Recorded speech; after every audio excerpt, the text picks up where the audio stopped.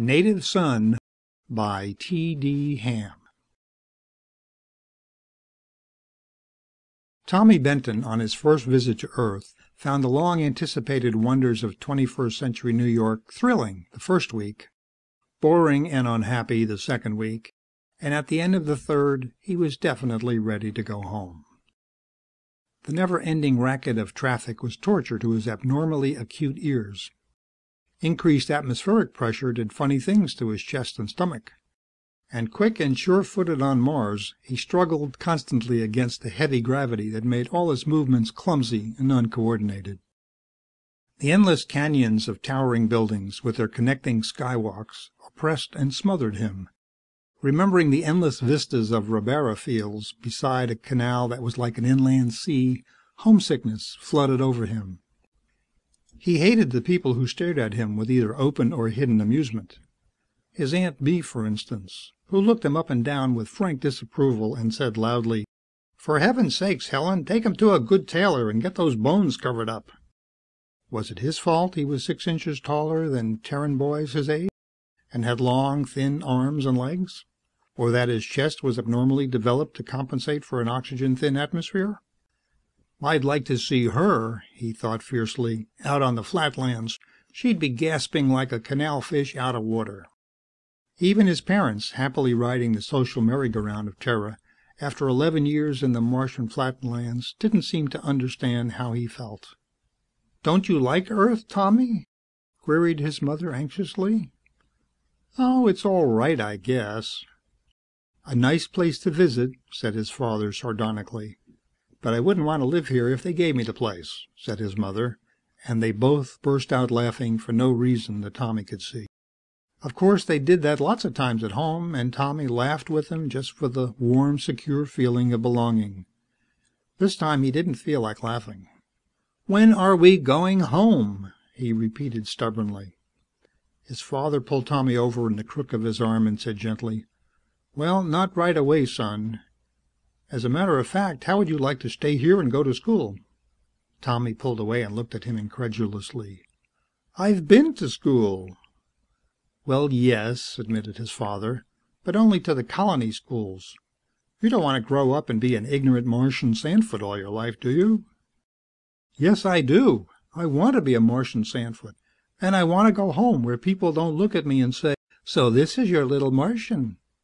Benton Sr. put his arm around Tommy's stiffly resistant shoulders. "Look here, old man," he said persuasively. "I thought you wanted to be a space engineer. You can't do that without an education, you know. And your Aunt Bee will take good care of you." Tommy faced him stubbornly.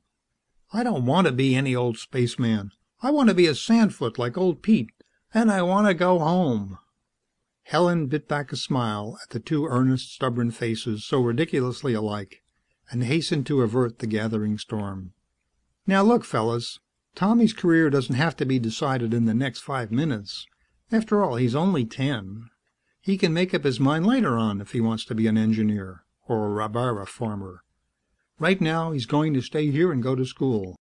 And I'm staying with him." Resolutely avoiding both crestfallen faces, Helen, having shepherded Tommy to bed, returned to the living room acutely conscious of Big Tom's bleak, hurt gaze at her back. "Helen, you're going to make a sissy out of that boy," he said at last. "There isn't any reason why he can't stay here at home with Bee." Helen turned to face him. "Earth isn't home to Tommy. And your sister Bee told him he ought to be out playing football with the boys instead of hanging around the house." "But she knows the doctor said he'd have to take it easy for a year till he was accustomed to the change in gravity and air pressure," he answered incredulously. "Exactly. She also asked me," Helen went on grimly, "if I thought he'd be less of a freak as he got older." Tom Benton swore. "Bee always did have less sense than the average hen," he gritted. "My son a freak? Hell's bells." Tommy, arriving at the hall door in time to hear the tail end of the sentence, crept back to bed feeling numb and dazed. So even his father thought he was a freak. The last few days before parting was one of strain for all of them. If Tommy was unnaturally subdued, no one noticed it. His parents were not feeling any great impulse toward gaiety either. They all went dutifully sightseeing as before. They saw the zoo and went shopping on the skywalks, and on the last day wound up at the great showrooms of Androids, Inc. Tommy had hated them on sight. They were at once too human and too inhuman for comfort. The hotel was full of them, and most private homes had at least one. Now they saw the great incubating vats, and the processing, and finally the showroom where one of the finished products was on display as a maid, sweeping and dusting. "There's one that's a dead ringer for you, Helen. If you were a little better looking, that is." Tommy's dad pretended to compare them judiciously. Helen laughed, but Tommy looked at him with a resentfulness. Comparing his mother to an android. "They say for a little extra you can get an exact resemblance. Maybe I'd better have one fixed up like you to take back with me," Big Tom added teasingly. Then as Helen's face clouded over, "Oh, hon, you know I was only kidding. Let's get out of here. This place gives me the collywobbles. Besides, I've got to pick up my watch." But his mother's face was still unhappy, and Tommy glowered sullenly at his father's back all the way to the watch shop. It was a small shop, with an inconspicuous sign down in one corner of the window that said only, "Crumbine Watches," and was probably the most famous shop of its kind in the world. Every spaceman landing on Terra left his watch to be checked by the dusty little old man who was the genius of the place.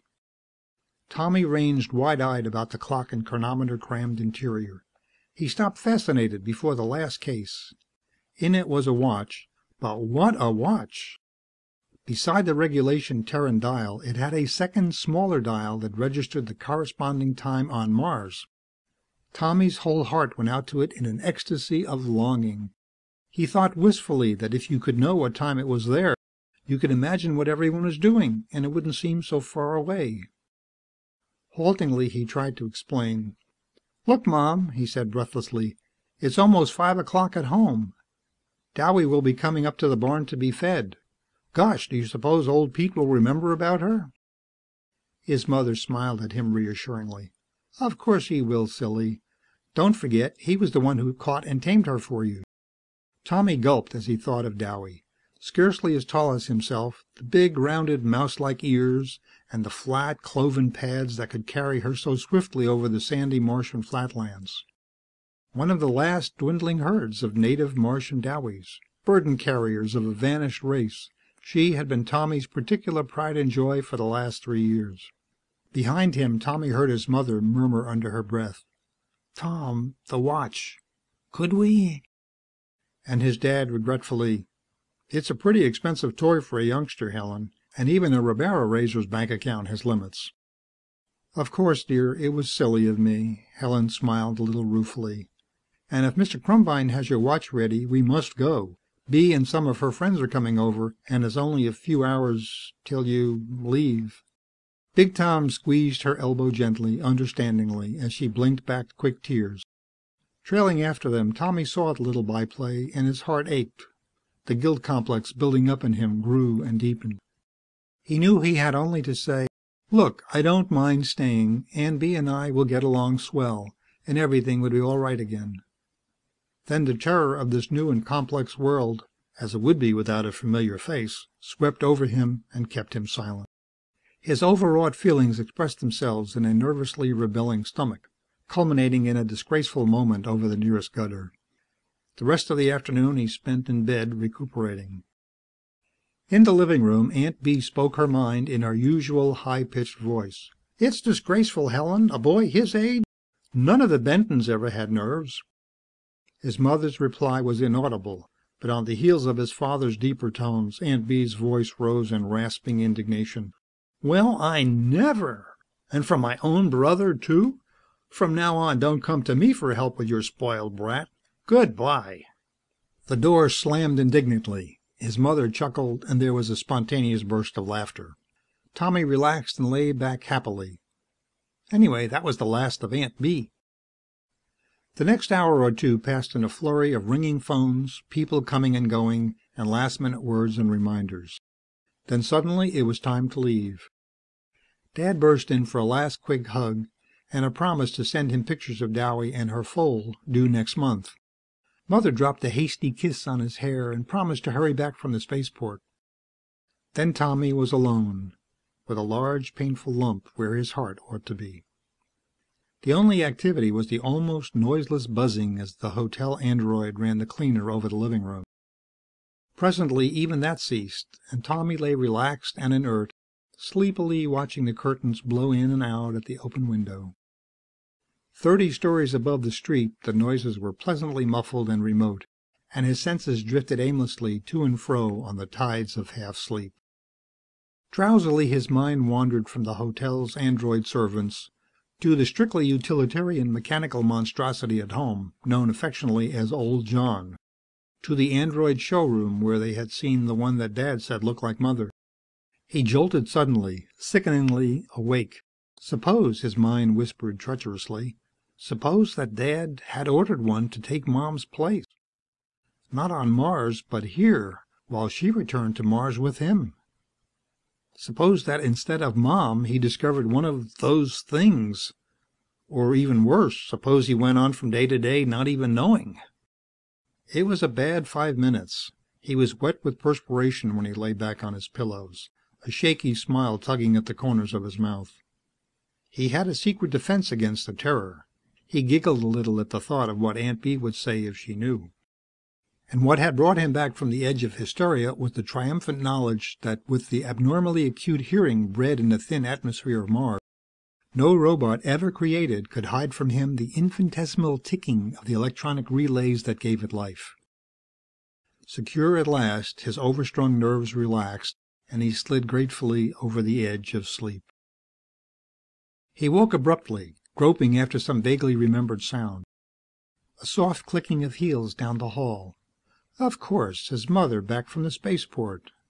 Now she would be stopping at his door to see if he were asleep. He lay silently. Through his eyelashes he could see her outlined in the soft light from the hall. She was coming in to see if he was tucked in. In a moment he would jump up and startle her with a hug as she leaned over him. In a moment... Screaming desperately, he was out of bed, backing heedlessly across the room. He was still screaming as the low sill of the open window caught him behind the knees and toppled him 30 stories to the street. Alone in the silent room, Helen Benton stood dazed, staring blindly at the empty window. Tommy's parting gift from his father slid from her hand and lay on the carpet, still ticking gently. It was 9:23 on Mars.